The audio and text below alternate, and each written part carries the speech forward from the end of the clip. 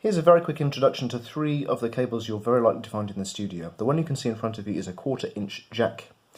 Now 1/4 inch jack cables have two connectors, usually both sides are exactly the same. You can see here's the tip, here's the sleeve. They have two conductors, the tip T, the sleeve S, so this is called a TS 1/4 inch jack. In modern money it is 6.35 millimeters. You can often see them referred to as 1/4 inch jacks, 6.35 millimeter jacks, etc. They are used for guitars and for instruments, and they can only carry unbalanced signals. They cannot carry balanced signals because they only have two conductors, and balanced connections require three. So luckily we do have a cable here that has three conductors. It is called an XLR cable.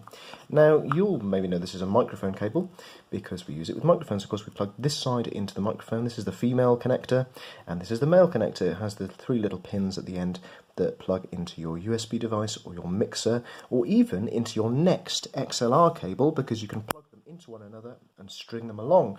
You can make these cables very long indeed, and you can connect them together to make even longer for hundreds of meters. And it doesn't matter all that much. You will have signal loss, but you probably won't have the same kind of noise problems that you have with the jack cables.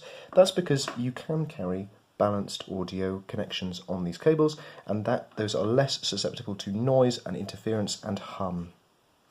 Those are microphone connectors, our XLR cables, and finally we've got our jack here. This is a funny jack. It's almost like our previous jack, except that you can see that there are extra black insulators here between the conductors. Here I have a TS, here I have TRS, tip, ring, sleeve.